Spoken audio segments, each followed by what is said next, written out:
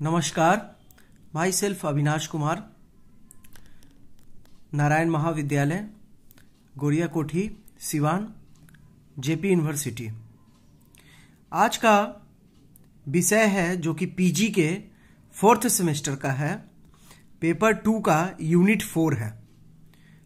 इसमें हम चर्चा करेंगे हड़प्पा आर्किटेक्चर का। हड़प्पा काल की वास्तुकला कैसी थी उसके बारे में चर्चा करेंगे।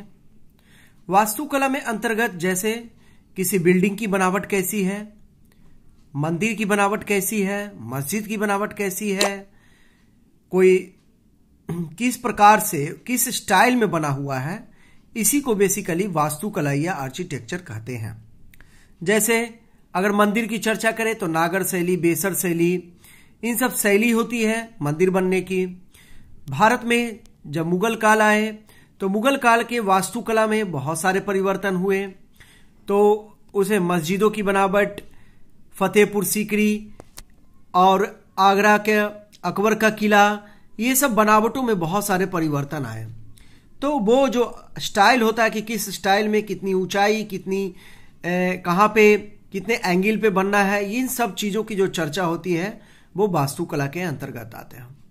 हड़प्पा सभ्यता में भी हम आज पढ़ेंगे। हड़प्पा सभ्यता के बारे में हम जानते हैं कि यह एक नगरीय सभ्यता है, टाउन प्लानिंग है इसकी, और ये टाउन प्लानिंग वस्तुतः 2 भागों में बटी है, एक सिटेडल और एक लोअर टाउन। सिटेडल जो होता है वो वेस्ट वाला साइट है और लोअर टाउन है जो ईस्ट का साइट है। ये लोअर टाउन जो है सिटेडल की अपेक्षा नीचा होता है और सिटेडल ऊपर होता है, ऊंचाई पे होता है।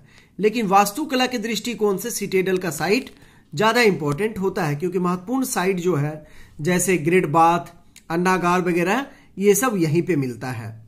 लोअर टाउन अपेक्षाकृत बड़ा होता है, सिटेडल छोटा होता है। अब विस्तार से इस पे हम चर्चा करेंगे। तो जैसा कि हमें पता है कि ये पूरा एरिया जो है सिंधु घाटी सभ्यता का 12,99,600 स्क्वायर किलोमीटर में फैला हुआ है।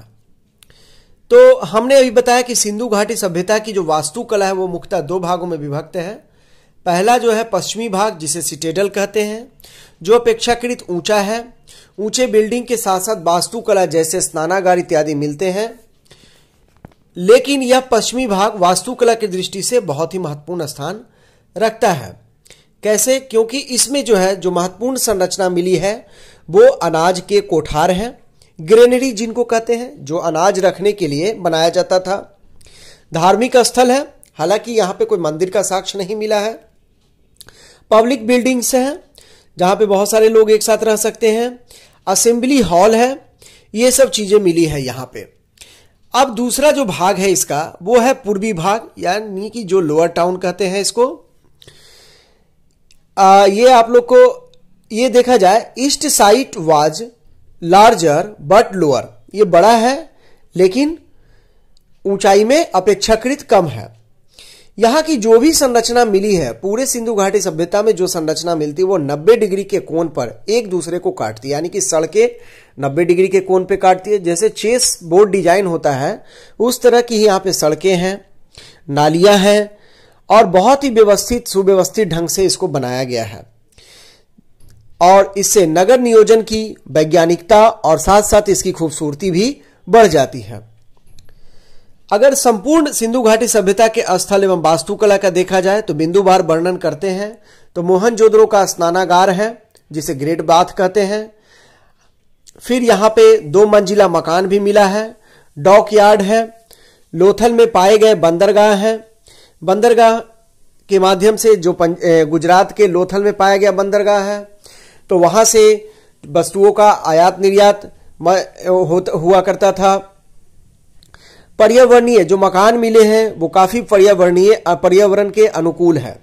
जैसा कि हम जानते हैं कि सिंधु घाटी सभ्यता में जो मकान बनाए जाते थे या कोई भी कंस्ट्रक्शन किया जाता था तो उसमें इस बात का, खूबसूरती से ज्यादा इस बात का ध्यान रखा जाता था कि उसकी उपयोगिता कितनी है। जैसे अगर लग रहा है सिंधु घाटी सभ्यता वाले को कि इस मकान को हम ऐसा डिजाइन करें जिससे इसमें स्वच्छ हवा आए, हमें काम करने में कंफर्टेबल महसूस करें, तो वो खूबसूरती को नजरअंदाज कर देंगे, लेकिन जो उसकी उपयोगितावादी दृष्टिकोण है उसको नजरअंदाज नहीं करेंगे। ये उनकी सबसे बड़ी वास्तुकला में इस तरह की चीजें देखने को हमको मिलती है।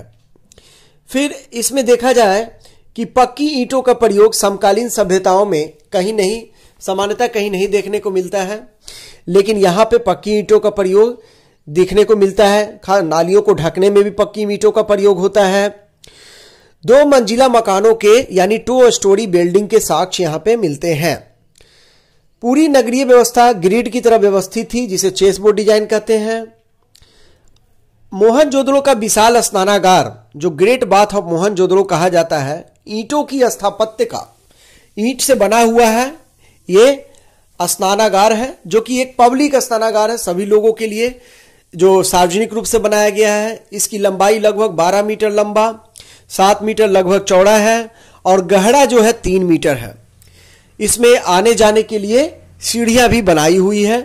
अब देखिए इस वास्तुकला पे भी आप देखें कि इसकी उपयोगितावादी, इसका जो कंस्ट्रक्शन इस तरह से किया गया है कि लोगों को आने जाने में कोई दिक्कत ना हो, कोई तकलीफ ना हो, और साथ साथ ये प्राचीन काल में जल प्रबंधन यानी वाटर मैनेजमेंट का भी एक उदाहरण पेश करता है।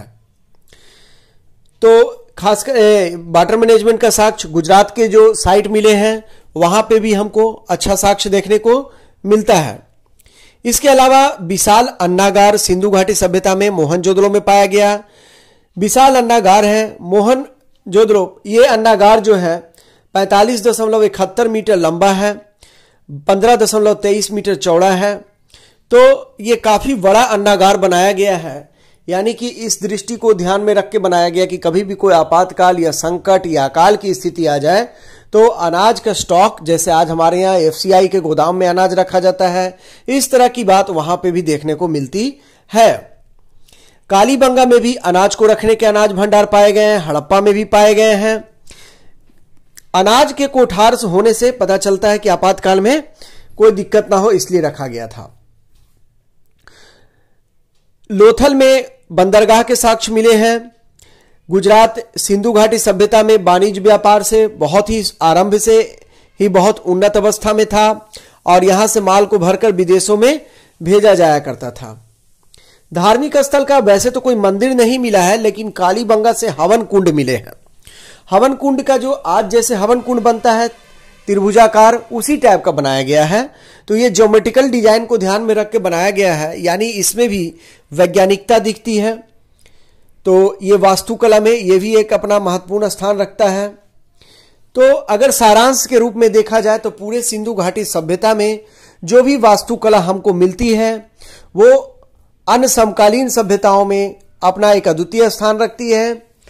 और अगर देखा जाए तो पूरी नगर संरचना की इतनी अच्छी है कि भारत के आज बहुत बड़े नगरों में भी ऐसी संरचना देखने को सामान्यता नहीं मिलती है, जबकि सिंधु घाटी सभ्यता के स्थलों की अभी खुदाई बहुत ही कम हुई है और जो खुदाई हुई भी है तो वो लंबवत खुदाई हुई है, क्षैतिज खुदाई बहुत ही कम हुई है। धन्यवाद।